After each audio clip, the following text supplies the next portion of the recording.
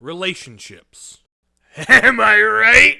Relationships are pretty fundamental to the whole being human thing, to the point where having healthy and affirming relationships with others is physically necessary for our health. And because of that, it should be no surprise that you can take almost any story ever told by a human being and boil it down to a few key relationships between characters and concepts. But how that story is told depends on the medium used to tell it. And video games are unique as a storytelling medium because they have the opportunity to invite the audience playing the game into the experience of the story, to participate in a more active way that is uniquely interesting.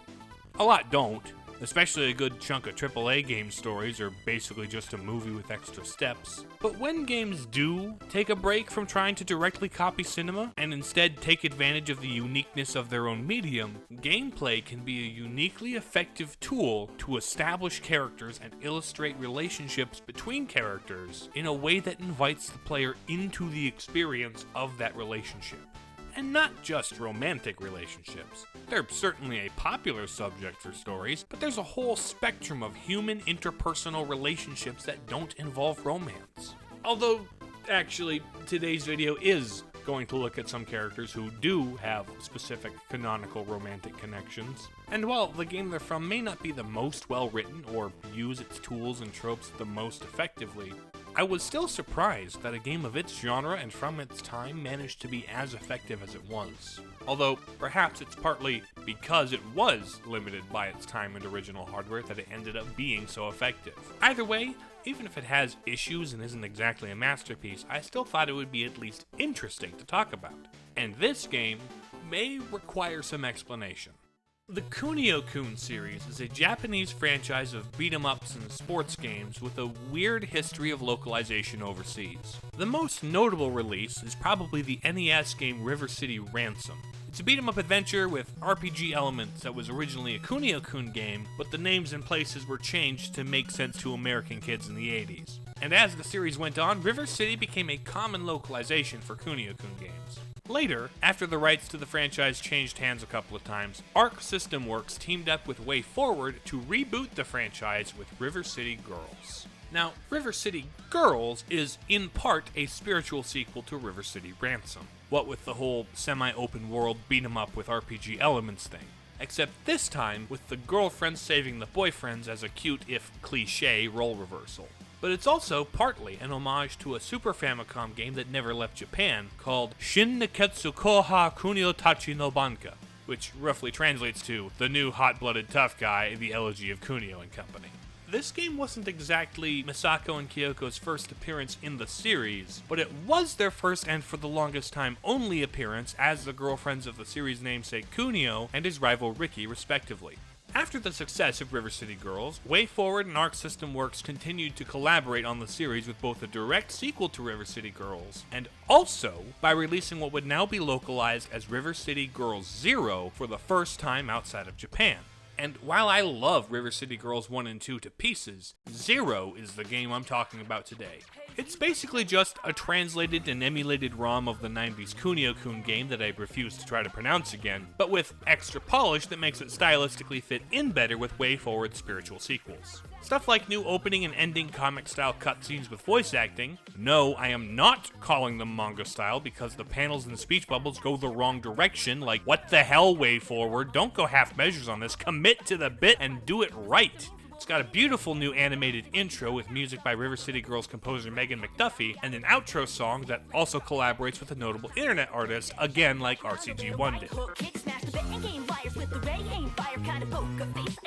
The plot of Zero is as follows. It starts with Kunio and Riki getting framed for a hit and run perpetrated by a guy named Ken. He bears an uncanny resemblance to Kunio, and he's the adopted son of a Yakuza boss. What follows is a pretty straightforward revenge story where they break out of jail and punch through everyone in their way in order to discover who got them arrested.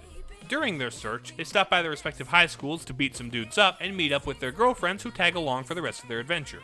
While the thumbnail and title of this video imply that the girlfriends are the subject of the video, much like this game, we must first spend some time getting to know their boyfriends before we can talk about the now titular heroines. Kunio is the hot-blooded high school tough guy for which most of the series is named. He's kind of a troublemaker, but he's got a heart of gold. He's the kind of guy who will see his weaker friends getting bullied and immediately start bullying their bully into submission. It's not like he goes around picking fights, but oh boy does he finish them. Definitely not the most productive way to address your problems, buddy, but teenagers, boys will be boys, I guess. And just from handling Kunio in this game, you can kinda see this characterization. I mean, yeah, it's a beat 'em up, so of course the guy has violence on his mind, but he's no trained professional. There's not a lot of finesse to his moves, especially if you take a look at his special attacks in this game. He's got a corkscrew, headbutt, dive, and a spinning kick. Those are the kind of reckless, brash moves a total meathead would employ. Riki is Kunio's rival turned best friend. He's the leader of a gang in a rival school and acted as a boss in the first Kunio-kun game, localized in the West as Renegade. But during gameplay, both here and in his debut title, he actually shares a lot in common with Kunio. They're both the big man on campus for their respective schools after all, so having them share most of their moveset does give the impression of them being relative equals, although the actual reason they're so similar may not have been a purely storytelling decision, because what's actually going on here is one of the oldest tricks in the book. In games, particularly older games where memory and storage space were more limited, developers would often use shortcuts to get as much mileage out of as few elements as possible. It's pretty common for code or assets to be recycled whenever and wherever possible to streamline the development process and reduce file sizes. And as you can see here, most of Riki's sprites are a direct copy of Kunio, just with a different color palette and some modifications to the face, hair, and other details. This trick is all over old games, with some classic cases being Mario and Luigi from the arcade Mario Bros. And Ken and Ryu from Street Fighter. Both are cases where they needed a player 2, so they just changed the colors of player 1. But in both of these cases, after doing so, the people making the games asked themselves, why? Why do Mario and Luigi look and behave exactly the same? Well, obviously it's because they're brothers. Why do Ken and Ryu share such a similar fighting style? Naturally, it's because they both studied under the same master. There's a special way in which the stories and characters of those old games are born from limitations, where the game design informs the lore rather than the other way around. It's rather elegant, actually. By simply looking at and playing as these characters, not only can you get a feel for their personality, but also in some cases their relationship to other characters. This can be seen from both how they're similar, but also in how they're different. And Kunio and Riki do have some points of contrast. While all their basic attacks and abilities are the same, their special attacks highlight their differences. In contrast to Kunio's reckless rocket headbutt that can help cover distance to intercept foes, Riki has a corkscrew uppercut as a close-range finisher. And rather than Kunio's sloppy spinning kick, Riki delivers a precise flurry of blows that have earned him the nickname of Mach Punch Riki. Where Kunio's special attacks come off as brash and bullish, Riki's seem a bit more precise and calculated. And just looking at their character art, Riki gives off more of an aloof coolness, where Kunio has more rough and tumble vibes. Whether their personalities, character art, or combat design came first, I don't know. But either way, these two don't need a single word of dialogue to express their dynamic. Obviously, how they control in gameplay is supplementary to their portrayal in the cutscenes. We can see their dynamic in action whenever the characters start talking, but I think it's really cool that you can also get a feel for their dynamic by simply picking up a controller and messing with their moves. It helps really round out and sell the relationship between these two bros, equal in their prowess, similar in their values, but differing in their approach.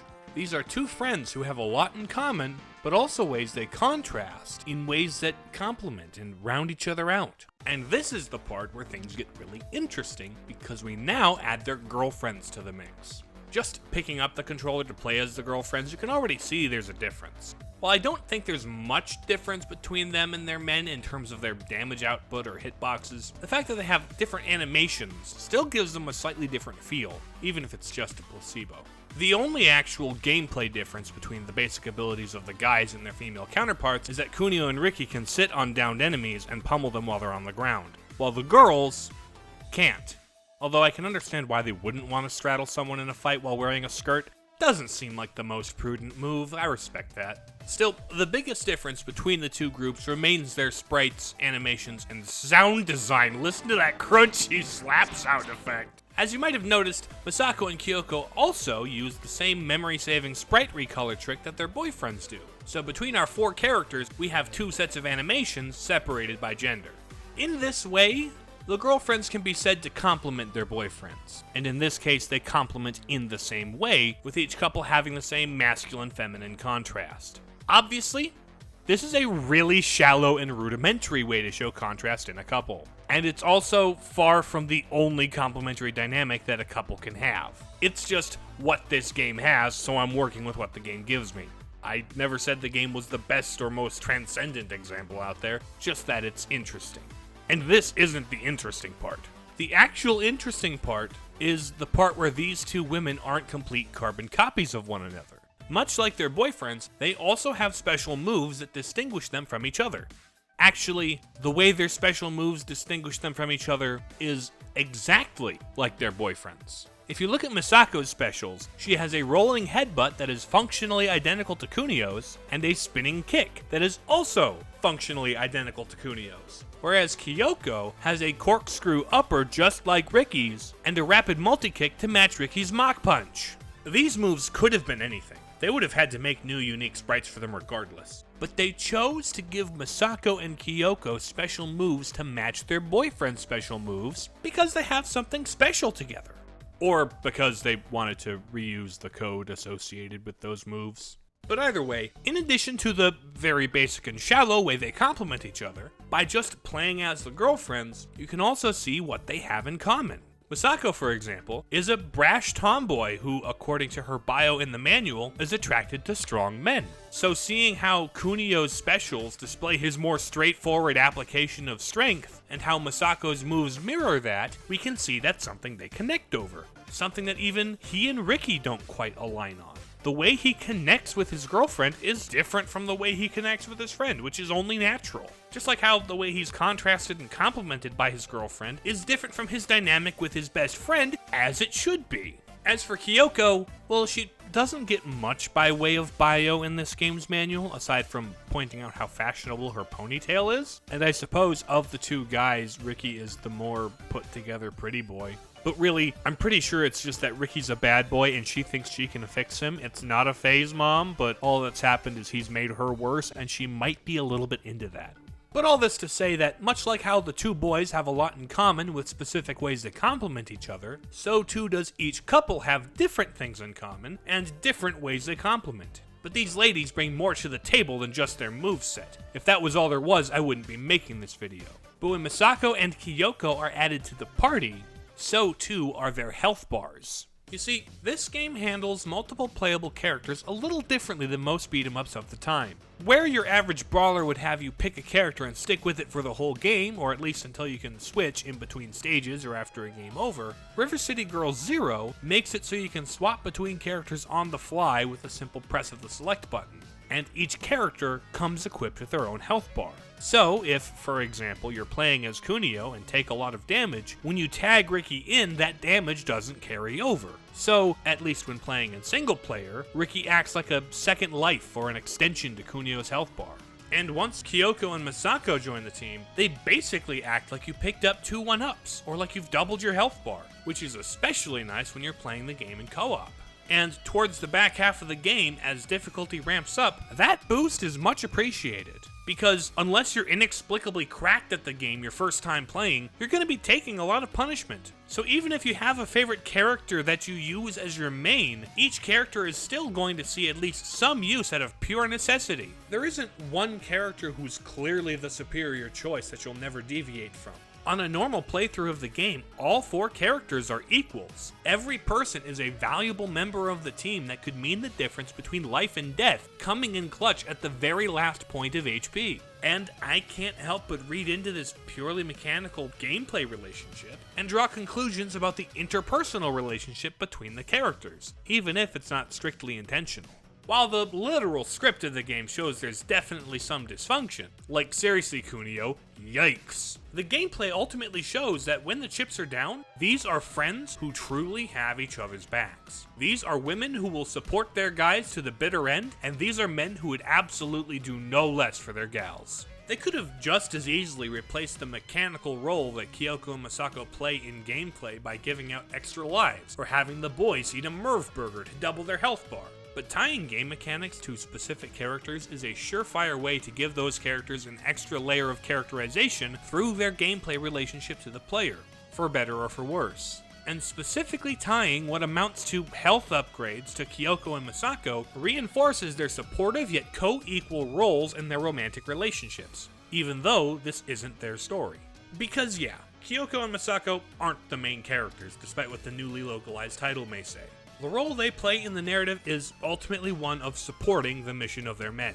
But where any other beat-em-up from the 90s would have been more than happy to limit the female love interest's role to some vague motivation at the start and some pixel art eye candy that looks nice draped over the player character's arms at the very end as a reward for a job well done, River City Girls Zero makes it a point to show that these women are active participants in their relationship with their boyfriends. They aren't purely passive damsels that need a big strong man to come save them. There are times playing this game where they get to be the ones bailing their boys out of a bind. These friends are a support group of peers. These couples, despite some toxic exchanges here and there, are a complementary set of equal partners united by what matters most to them. And that's something you can just feel by playing the game. And that makes it all the more tragic when it all gets taken away. At the start of the final act of the game, the gang finally catches up to Ken, the guy who framed Kunio for the hit and run at the start. They're also surprised by the appearance of Ken's adopted father, Sabu, the head of a Yakuza syndicate who Kunio fought in a previous game. And then they're even more surprised when Sabu straight up shoots Misako and Kyoko with a freaking gun! And then he and Ken peace out while Kunio and Riki watch their girlfriends pass out from the shock and blood loss. The girls are then rushed to the hospital while the boys start the final leg of their adventure. Now, I totally get that what's going on here is a cheap and kinda harmful trope. They seriously just took two whole characters, the female side characters no less, and very suddenly, unceremoniously, and violently took them out of the story. And their only narrative reason for doing so was to establish how big and bad Sabu is, and to give Kunio and Riki the motivation to defeat him. And if this were any other storytelling medium, or even any other game, I'd say this was a weak bit of writing using a problematic trope. In fact, it still borders on that, and I totally understand if that's your take. But, at the same time, the characters in the story are not the only ones affected by the sudden loss of Kyoko and Misako from the team. Kunio and Riki are not the only ones shaken to their very core by this turn of events. Castlevania Symphony of the Night. A bit random, but this is going somewhere, trust me. The opening of Symphony of the Night starts with... Die, monster!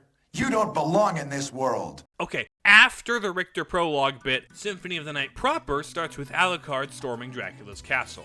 And you're playing as freaking Alucard. He's a badass that shreds his way through everything. Until Death shows up, tells you that your dad's putting you in a timeout, yoinks all your cool items, and dips. This moment in gameplay exists to give the player something to look forward to later. This is a Metroidvania after all. The game that put the Vania in Metroidvania, to be more precise. This is a genre all about exploring and finding cool upgrades, so it gives you a preview of coming attractions to motivate you to find them again and kick death in the butt bone. The game taketh away, but it giveth back later. The first Metroid Prime also famously employs this tactic. But in the case of River City Girls Zero, there's no giveth back later, only taketh away. You get to play the whole middle chunk of the game with a full party, but now, in the final quarter, your health bar is slashed in half. And here, it's not just a snazzy Alucard sword, or a morph ball, or a suit of armor that gets taken away, it's the people in your support system. On a purely mechanical level, you're getting a power-up knocked out of you. But these health extensions have been characterized and endeared to the player through a supportive relationship built into gameplay. You have spent a majority of the game so far leaning on these characters, and now these girls who have been made to mean as much to you, the player, as they do to their boyfriends that you play as, are gone. And this acts as the final difficulty spike in the game. The enemies coming after you are as tough as ever, and you even need to rematch against a tough boss, just now without any help. And you miss them. You, as the player, personally feel the absence of Kyoko and Misako in the moment-to-moment gameplay. Sabu's violence didn't just hurt the characters in the game, it directly hurts you. And you're reminded of that with every game over. I realized that last time I did a storytelling through gameplay analysis, using the clickably hyperbolic is best girl in the title, that character was also violently taken out of the narrative 3/4 of the way through the game, and I realized that might be a bad look for me. But sometimes you don't appreciate what you've got till it's gone. Rest assured, next time I do something like this, I'll avoid characters who get fridged halfway through because that's usually a bad trope. It's just used in a surprisingly effective way in this particular case. Dodging allegations of sexism aside, one final point about this cutscene is that Sabu's gun is just as deadly in-game as it is in the cutscene.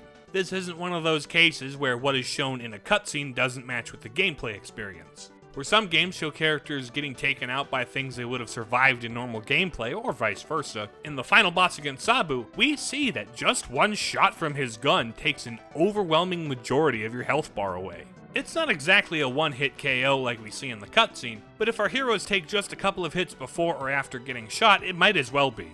And having just come off of a tough boss prior to the first encounter with Sabu, odds are the girls, and likely your whole party, was at low enough health to be taken out by a gunshot. So this game does a good job of not having that total disconnect between what goes on in the story cutscenes and what goes on in gameplay that can happen sometimes. I don't think River City Girls 0 is some kind of forgotten masterpiece. It's kind of messy and unrefined. The gameplay's a bit stiff, the story's pretty basic and tropey, but it also surprised me with some truly inspired set pieces and some unexpectedly, if perhaps accidentally, effective characterization. I would definitely say that both WayForward's spiritual successors are better games and do more to give Kyoko and Misako individuality and personality through both their writing and their movesets. Which, if you know WayForward's catalog, is entirely to be expected.